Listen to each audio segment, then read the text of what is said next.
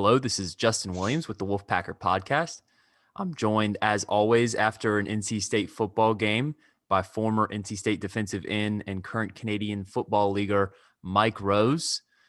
We're going to talk about NC State's 36-29 victory over Syracuse in the Carrier Dome yesterday as NC State heads into their final game of the regular season. But before we get too far into this podcast, I want to talk about a special deal that we have going on at thewolfpacker.com.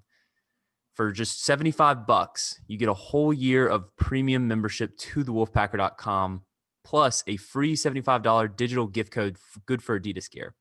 Promo code is Adidas75. That's Adidas75. And basically, you're getting a full free year of premium membership to thewolfpacker.com. Get ahead of your holiday shopping. I know there's somebody on your holiday shopping list that can use some Adidas gear.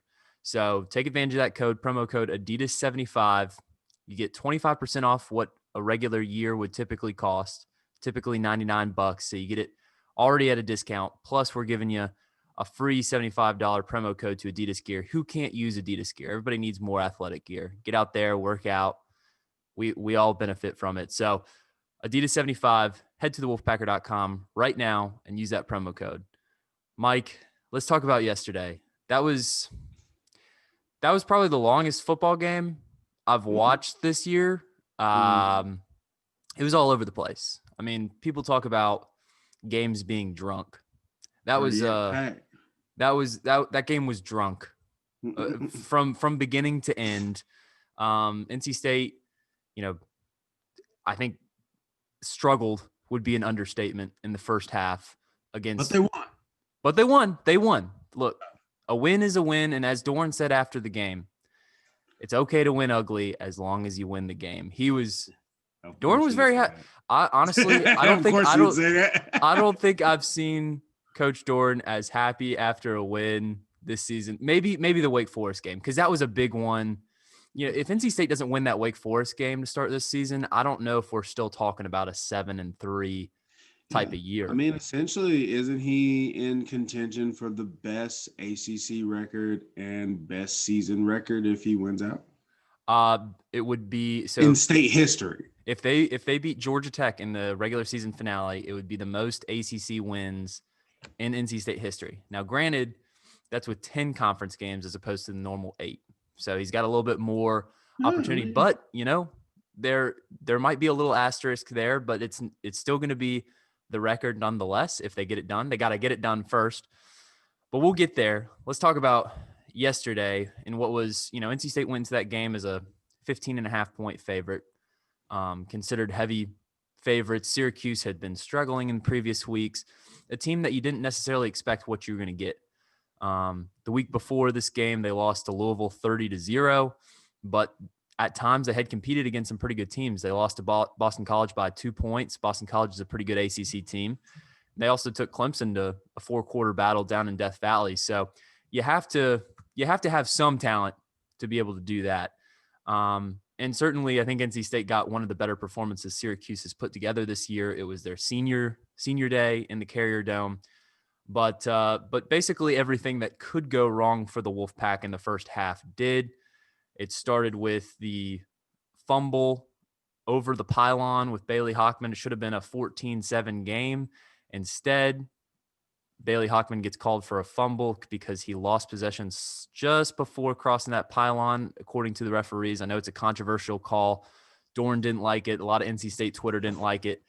Once I watched the slowdown replay, I understood the reasoning because I was watching at home on TV on the big screen, so I had a little better look than Coach in the Carrier Dome. But nonetheless, it was a huge swing in that game because it gave Syracuse momentum. It ended up being a touchdown called back, a touchback on NC State. So Syracuse gets the turnover, gets the ball. They end up going down to score 14-7 Syracuse quickly. But, NC State, you got to give them credit. I'm being hard on them for that first half, but the second half, they got it together. I'm sure it was not a pleasant locker room experience there at the break.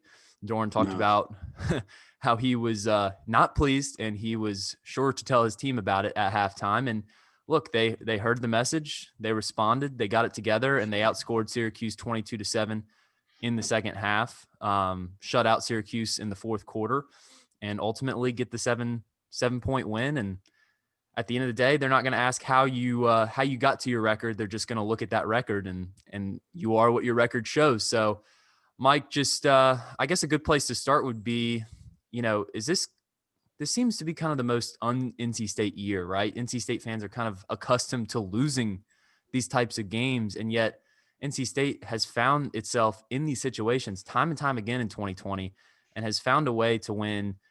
Now this is 5 out of their 7 wins this season where they have trailed at some point in the second half. And you got to give a lot of credit to just the adversity and the grit of this roster. Oh, for sure. I think the way they're winning is the most NC State way of winning. It's literally losing, getting massacred by Chapel Hill, going to Virginia Tech and getting blasted, but at the same time winning most of your ACC games in tight clutch battles. That's the most NC State thing I've ever seen. Like, winning with the run game 1 week, the pass game 1 week, special teams a few weeks now. At this point, winning ugly is the slogan. Make that the slogan for 2020. Win it ugly. That's how they're doing it. And they're winning by any means. No, it's not sexy by any means. It's not Mike Glennon or Jacoby Brissett or Russell Wilson back there throwing it. It's not the Mario Williams defense. It's just guys they're making mistakes and then they're fixing them, and then they're making another 2 mistakes, but they're scoring touchdowns. So actually, I think it's the most NC State way of a good season I've seen. I think that's a good way to put it, Mike. This team is fun. Well, all of these games have been entertaining. I mean, 2 of the losses were blowout losses, but beyond those 2 games, each game has been incredibly entertaining. Probably stressful if you're an NC State fan. You might 100%. be going a little bit gray, maybe losing some hair, but there's a lot of reasons to go gray and lose your hair this year. So, look, NC State's this is the 2020 season, and this is the perfect form of a 2020 season. It's weird, it's crazy, and yet somehow NC State's getting it done. And now they have an opportunity for an 8-win season here heading into the final week against another, winnable game at home against Georgia Tech. Coach Doran talked about after the game how, Syracuse gave its senior day performance, and he hopes that NC State will give its senior day performance next week in Carter Finley Stadium. Let's talk about the offense. It was certainly a tale of 2 halves. One guy that was ready the whole game. Well, there's 2 guys in the receiving corps that were ready the entire game. Great both halves. Thayer Thomas with another career game, 9 receptions, 102 yards, 3 touchdowns. You got to start with him.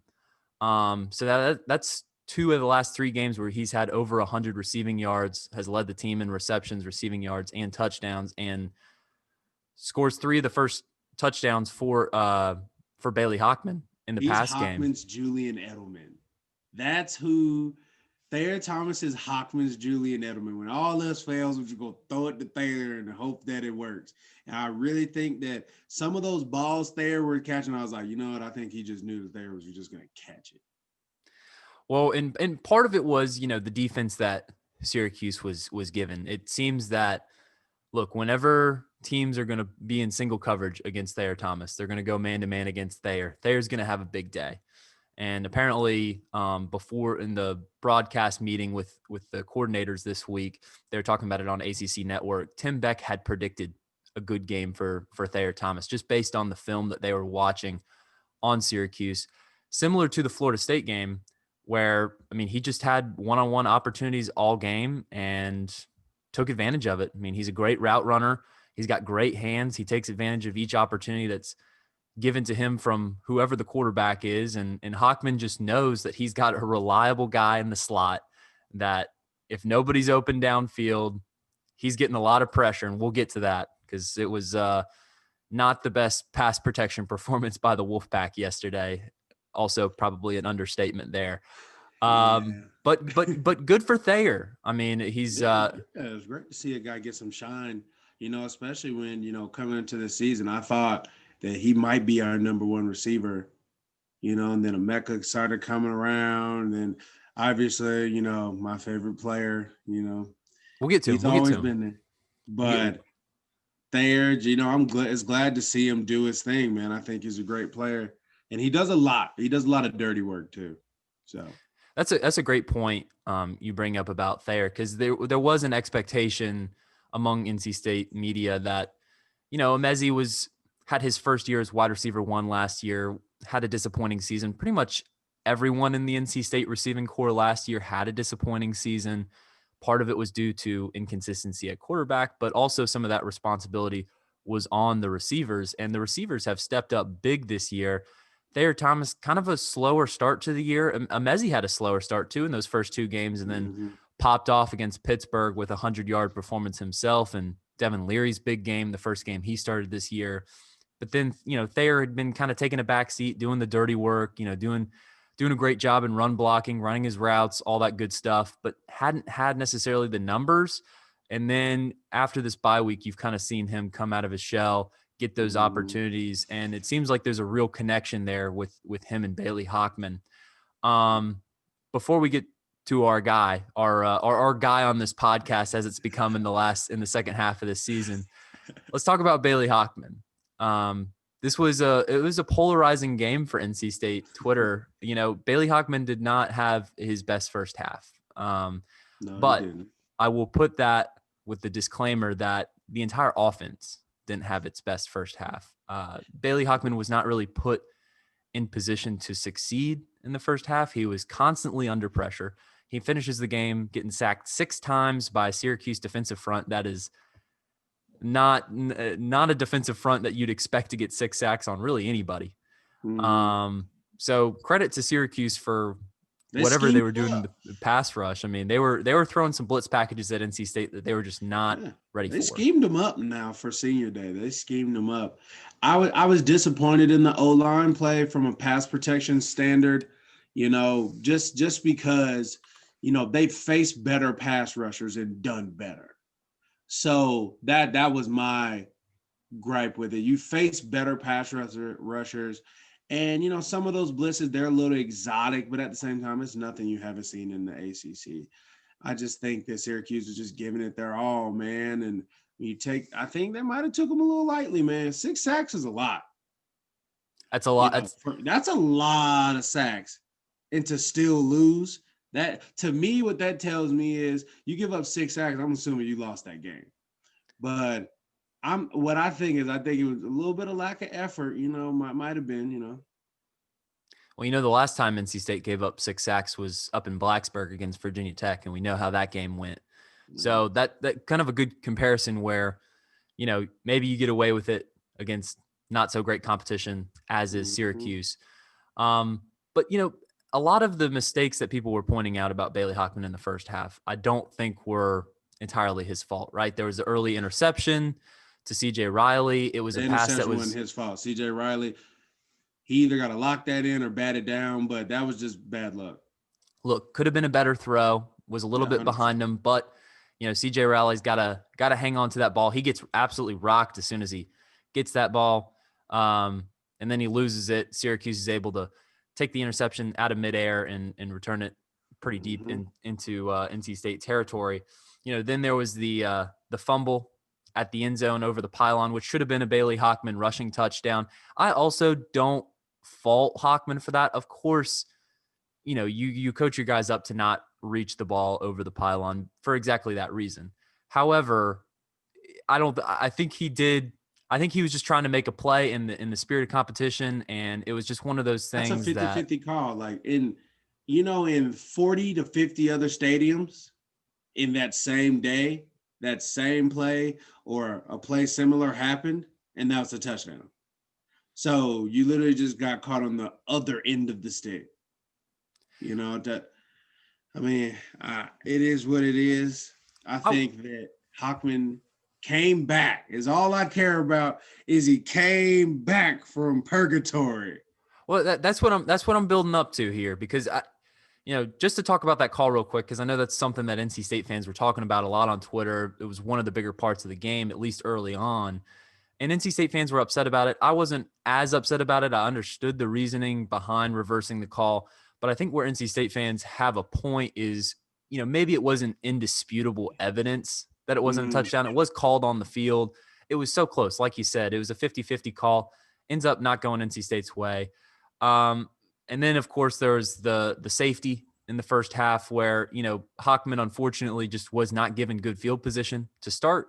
Granted, he shouldn't have been backing up into the end zone, and then he definitely shouldn't have thrown the pass through the back of his own end zone while facing pressure. For the man. We got to find a nickname like Jekyll and Hyde or something, because when Bailey Hochman's on, everything's smooth. It looks great. But when it's bad, it is bad for some reason.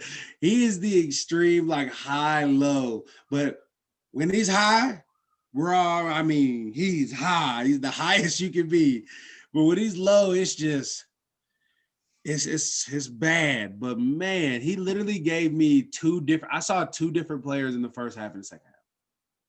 Look, Bailey Hochman is the duality of man, case in point. And he embraces it. I really like that about Hochman. He doesn't try to shy away from. I like him. He doesn't shy away from. He understands. He's got a Twitter. He knows that there's noise out there calling for the freshman quarterback to come in. He knows that a lot of NC State fans have a love-hate relationship with him. Y'all need to stop doing that, man. Leave that man I agree with you. Probably working out as hard as he possibly can, reading y'all's tweets right now. Look, hey, giving him bulletin board material, right? So in a way, maybe you're helping out the cause, but you try to, you support all the NC State athletes, they're, especially this year. Look, we're really, really, really fortunate that NC State is sitting here at the end of November with 10 completed games. Knock on wood, they've got one more to go for a complete 11 game season. Yeah. Yeah. And they easily could have went 2-9, 3-8. Like a lot of these games they're winning could have easily went the other way just due to a call or just a few mistakes, but they're winning ugly. And Bailey Hochman is the ugly winning quarterback that's getting it done. You just got to enjoy it. But we talk about, winning ugly. But there was also another side of Bailey Hochman's game yesterday, which was fantastic. He had a career.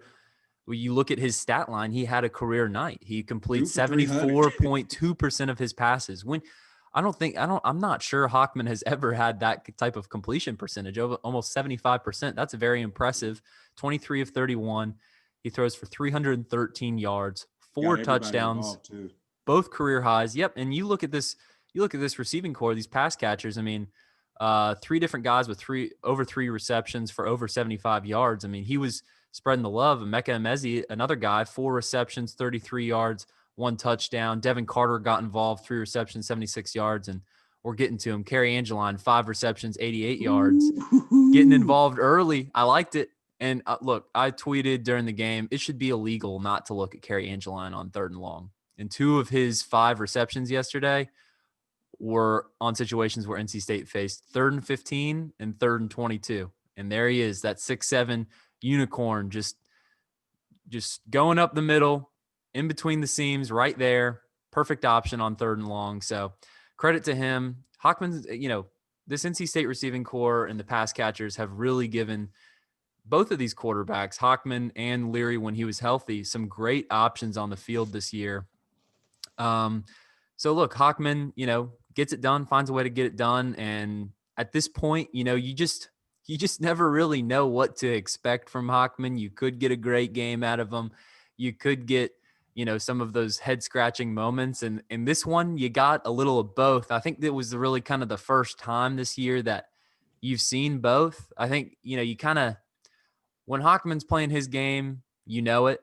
And when Hochman's kind of out of his element, it seems like that kind of continues. He's kind of a player that plays on confidence, like a lot of these guys. And so I think that was the surprising part of yesterday, is that, he struggled in that first half, comes back, I think 166 of his passing yards in the second half, 3 of his touchdowns. So in his defense, offense. Anybody would play bad when you get pressured and sacked that many times, though. So we got to unload some of the blame. Bailey Hochman doesn't play defense. He didn't give up any deep balls. Also, Bailey Hochman only plays quarterback. That's it. And that is his job. So at the end of the day, touchdowns that are given up, unless it's an interception thrown by Hochman, those aren't his fault. Oh, 100% agree with you. I think so. It's easy to throw Bailey Hochman under the bus, but I think the offensive line got to eat. They got to eat some of this. They got to eat it. Well, it certainly was not the offensive line's best game by any means. It was probably one of their worst games of the season. And I think that's something that they're going to take personally. They're going to go into this last game looking to prove something as well, because this is a talented offensive line. You've got, a future pro in Ike Ekwonu, who, is getting tons of love for all of his pancake blocks, but, has struggled a bit in these last few games, particularly in pass protection. You've seen his PFF grades kind of slide a little bit, but super talented player. He's capable of being a first team all ACC performer when he plays his best. You've got Mr. Consistency, redshirt junior center Grant Gibson. Joel Skolthorpe has been great this season. Stinks to see him get hurt in this game. We'll see what his status is heading into next week. But I guess last thing on this offense, the run game was there. What I thought the most impressive part, and we'll talk a little bit more about this when we talk about the defense. NC State didn't have a record rushing game, only 95 yards against a team that allows on average 220 yards of rushing per game entering this contest. So NC State wasn't able to take advantage of Syracuse's rather weak run defense. Granted, some of that is situational, playing from behind for, a good chunk of the game, had to pass the ball. But NC State ends up outrushing Syracuse 95 yards to 3. So we'll talk about that more on defense, but let's talk about the running backs. Ricky Person, 17 attempts, 61 net, 3.6 yards per carry. And then Zonovan Knight, a solid game. He gets 11 carries, 57 yards, 5.2 yards per carry, and a touchdown. And I know, Knight probably would have gotten more carries towards the end of that game had he not gotten hurt there, I think, in the third quarter. But, NC State's backs getting the job done, taking advantage of their opportunities. Maybe could have gotten a little bit more. I know Ricky Person had a near touchdown. That was another touchdown that was called back on NC State's behalf. That was on a screen pass where he clearly did step out of bounds, or else it would have been a 66-yard screen pass touchdown on the second play of the game. But yeah, just, kind of what you expect from this NC State run offense at this point. The backs are going to take advantage of the opportunities given to them, and a lot of it's going to be on the offensive line. Any other thoughts on NC State's offense before we talk about the defense? Hey, man, just keep doing what you're doing. Keep winning. I think the O-line has had a little trouble the past because they had a little trouble with Liberty. That's a cohesion thing. I feel like once they get back to playing as a unit, they're going to be just fine. They got the talent to keep doing well, and I don't think Georgia Tech's going to pose much of a threat for them. So, well, let's talk about the defense. I mean, Syracuse scores 29 points. I think, it's definitely the most points they've scored, at least in this past month. I think it might be even the most this season. Maybe they scored more in the Georgia Tech game. I don't have it in front of me. Their only win of the season. Syracuse look, they just don't have a good offense. But, those 29 points, they weren't all from the defense's fault. I mean, one of the touchdowns was a kickoff return. 2 of those points are safeties. So, now you're looking at 20 offensive points, and then a couple situations where the defense was put in a bad spot to begin. But, all in all, Syracuse is held to just 257 yards total offense. So, from a yards perspective, pretty good performance from the defense. You would have liked to seen a couple takeaways. Maybe NC State loses the turnover margin 2-0. And that was kind of one thing that I noticed at the end of the game. That's the first time this season that NC State has lost the turnover margin and won the game. They've tied turnovers a couple times and won, but this is the first time that the other team has forced more turnovers than them, and they've still found a way to win. You were saying Syracuse leads the nation in turnovers, right? Yeah, they're at least in the top 3. They may be leading the nation, but I think they've forced something like 22 or 23 turnovers this season, which, kind of sticks out to me because it's one of the lone statistics that, bodes well for the Orange. But, it was a team that had been forcing a lot of turnovers. And look, one of them was the fumble over the pylon that Bailey Hochman had, and the other was the interception. So both of the turnovers were kind of fluky. You still got to give credit to Syracuse's defense for getting them. But I don't think it was necessarily a case of NC State not taking care of the ball. It was more so of just kind of a fluky situation, weird moments in a very weird game. But this defense stepped up in big moments, particularly down the stretch. Syracuse was driving, had the ball down there late in the game, in the final minutes of the game, down 7, had an opportunity to tie. I personally think that Syracuse probably would have gone for 2 had they ended up scoring a touchdown there. Look, you're playing a team that's got 6 more wins than you. You're going to go for the win there on senior night, but they didn't even get in that situation. They got as close to the 9-yard line, the NC State 9-yard line, but weren't able to punch it in. And credit to Peyton Wilson for the big sack on 3rd down there late in the game. Makes that clock tick down. And then, poor Rex Culpepper, Syracuse's quarterback. He's the MVP. He's my MVP. No, Mike, we cannot give Rex Culpepper the game ball. I'm not going to let you. He gave us the game. Well, yeah, look, even if he tries to pull off a play there, I still think NC State's defense would have come away with a stop, because you're talking about a situation where he literally snapped that ball with 1 second to go. But he spikes the ball on 4th down. Poor Rex Culpepper. He kind of had a Chris Webber moment there. Shout out to whichever poster on the message board gave me that idea. I thought it was a pretty good one. But, credit to NC State for forcing Syracuse in that situation. They probably could have ended that drive earlier than they did. There was that big 3rd down conversion with the catch that Syracuse had right on NC State's sideline, where the Syracuse receiver did a great job of. Yeah, that T. Harris guy, whoever that is, he had a ridiculous game though. And you got to give Culpepper some credit. I mean, look, he was not accurate, 51% completion percentage, a lot of incompletions, but the man just refused to take a sack. I mean, there was a lot of pressure, but that man would throw away the ball, sometimes into situations where he could have been picked off. I mean, NC State had opportunities to get a couple takeaways there, but Rex Culpepper just refused to go down, threw it away a lot. Culpepper, what a name. That's a Hall of Fame name. That's isn't that, didn't we say that about somebody last week too? Culpepper. Yes, I'm telling you, I'm hearing some great names. Rex Culpepper. We were talking about that Florida State. There was Chubba Purdy. So that just sounds like a guy who belongs in the NFL.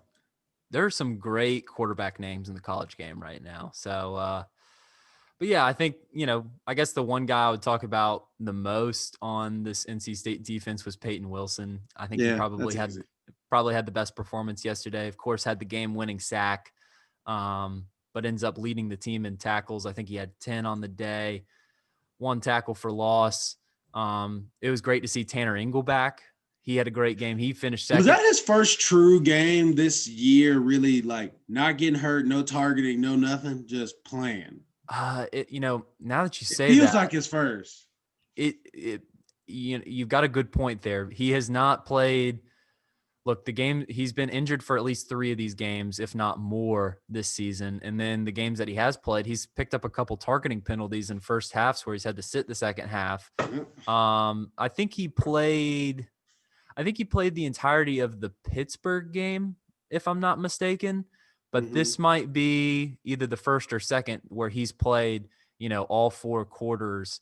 But his presence was certainly helpful, something that, could have been a difference in a 1-possession game.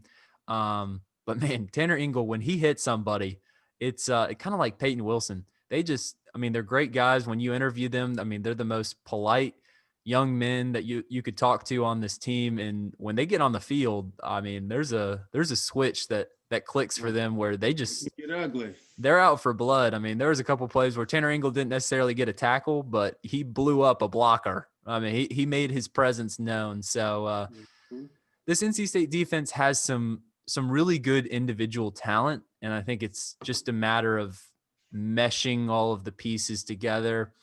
At this point in the season, I'm not sure that it's entirely going to click. You know, we've seen, I think we've seen probably the best two performances back to back that NC State's defense has put together this year. But you know, at this point, we're kind of building the talent for 2021, a unit that could be really special. It's a free season of experience for those guys, and it's dope that the NCAA granted them that essentially a free year. So, I mean, I like it. I think these kids are getting great experience. And to be honest, it's setting 2021 up for like it with good play and winning comes expectations.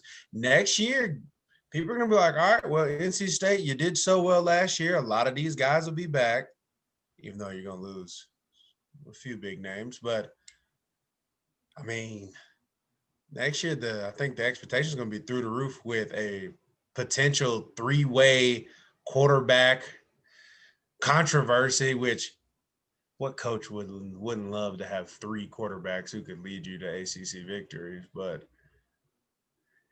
you know, with a good young defense, could be good. But until we get there, you know, we got to beat Georgia Tech, whoever we play in the bowl game. Well, that'll be interesting to see. I'm very intrigued what kind of matchup NC State's going to get. I think for this team, the ideal situation would be a big name program that maybe Wisconsin, baby. I'd be worried about that game a little bit. I'm worried about this team against elite competition. I don't think, you know, you look at Miami, you look at Carolina, probably the two best teams that NC State has faced this year. And, you know, Miami's a surefire top 25 team. Carolina has been in and out of the top 25. I think, you know, you look at their talent that they have, they are a top 25 program. But NC State hasn't played a truly elite team yet, in my opinion. I wouldn't put Miami in that category. Case in point, I mean, they held them to – it was a 3-point game. NC State probably should have won that game, even behind a De'Aaron King performance that was stellar, to say the least. But yeah, look, there's a lot more to play for. I think you hit on one of the talking points here that we're going to have over the next couple of weeks, and, you know, who's coming back. There's going to be a lot of seniors that are going to have a decision to make whether they want to move on to the next chapter of their lives, maybe even test the pro waters. I don't think there's any surefire pros out of the senior class. You know, Amezi's playing well recently. I don't know if he's going to be a guy that would have draft stock, could play his way into draft stock, but a guy that could maybe compete. who has the potential to make it in the NFL as a senior, the tight end. Well, we'll see. Selfishly, would love to see Carrie Angeline again for another season, and would love to see Emezi again for another season. But, you know, ultimately, these guys are going to have to make, you know, the best decisions for themselves and their families after this year, and they all have the option of coming back. So we'll see. That'll be something that we talk about here in the coming weeks. Just to quickly touch on special teams, maybe not the best special teams performance yesterday. I mean, Chris Dunn had a good game. He made his only field goal attempt from 31 yards, made all of his PATs as expected. Trenton Gill was probably the guy that, you know, maybe didn't have his best game. NC State's elite punter who also does their kickoffs. Dave Doran talked about how that kickoff return kind of started. Syracuse's kickoff return for a touchdown started with kind of a bad kick that was right up the middle of the field and was a little short. And then, you know, wasn't really a good job by the special teams unit to bring the guy down. They had people in position to make a play. But, you know, that was one thing where NC State has won a lot of games with special teams, and this was not one of those performances. Yeah, bad teams tend to get very good at kickoff returns. I know that statistic is out there somewhere. If someone could find it, I feel like all bad teams are good at kickoff return because they do it so much. Well, credit to Syracuse. They got some points on the board. They made it interesting. It was a game that we didn't necessarily expect to be interesting, but we got some quality, entertaining football on a noon kickoff on the ACC network on Saturday. So, and NC State comes out with a win. So what more can you ask for? Now NC State gets ready for its last game of the season against Georgia Tech. We're still waiting to find out what the game time for that will be. That'll be a fun day for us at the Wolfpacker because we also got an NC State basketball game that day. But let's give out our game balls, Mike. I'll let you start. I have literally no idea who you're going to pick. So take your fire. All right. I mean, I can't give direct Culpepper, I was told. So No. I want to say I'm going to give it to the entire front seven. I mean, anytime you limit somebody to few rushing yards, you've done a great job. I think that was the difference because their passing game was struggling, but they did have a guy who had over 100. I just think the front seven, specifically Peyton Wilson, dude's a beast. And I think he led that group. But the whole front seven, to me, Culpepper wasn't giving up the sacks, but they were getting pressure. And also the run defense, just in particular, man, those guys were flying to the ball and their run game didn't get started. And, I think that's where the defense started, and it helped out because, third and long, it's hard for anybody on third and long if you stop the run. Well, I think that's a well-deserved game ball. If you hold any team, and I know Syracuse's offensive line is not good by any means, by any stretch of the imagination. But if you hold a team to just 3 rushing yards, you did something right. So so credit to NC State's defense for coming up big in the run defense. I know that's been something that they've been questioned on at times during the year, but at least in these recent weeks, stopped Liberty, a good elite rushing team last week, and then stopped Syracuse to just 3 yards this week. And now we'll have another test with Georgia Tech coming along, whose offense runs through the run game. I'm going to give my game ball to a little bit more of an obvious pick. He was the guy that led my notebook yesterday from the game. If you want to read that, you can check it out on the wolfpacker.com. But the 3-touchdown man, a career high, Thayer Thomas, he was just everywhere. I mean, he was, to me, the MVP of this game, not just on offense, but on both sides of the ball. 9 receptions, 102 yards, 3 touchdowns, 2 of them in the second half. So credit to Thayer. His second phenomenal game in the last 3, and we'll be really interested to see what he can put together in these last 2 games. I mean, I thought all in all, the NC State receiving core as an entire unit played really well. It was kind of the first game where Carter, Emezi, and Thayer Thomas all got theirs. At times there's been, one of them has kind of come out and had the big game, and then 2 of them have kind of taken a back seat, with a couple receptions, not so many yards. All of them come up big yesterday. So credit to that entire unit, but Thayer Thomas is the one with the 3 touchdowns. So I got to give it to him. So yeah, that's my game ball. Thank you, Mike. Thank you for watching the game yesterday. That was a long one.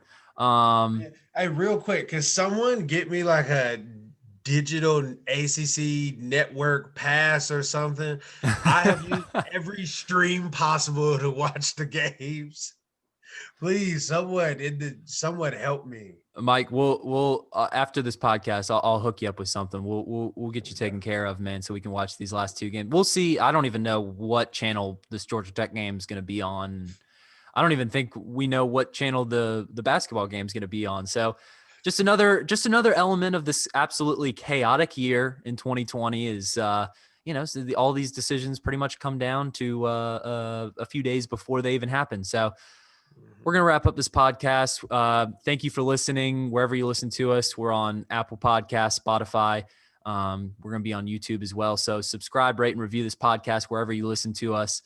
5 stars only, please. And be sure you subscribe. Tell all your Wolfpack fans and family and friends to listen to us if you enjoy this podcast. Also follow us on social media. You can follow Mike at SavageMike90 on Twitter. You can follow me personally at Justin H. Will, and you can follow our main account at the Wolfpacker on Twitter. on Facebook. Give us a like. We're NC State Wolfpack on the wolfpacker.com. And of course, be sure to use that promo code Adidas75 on the wolfpacker.com.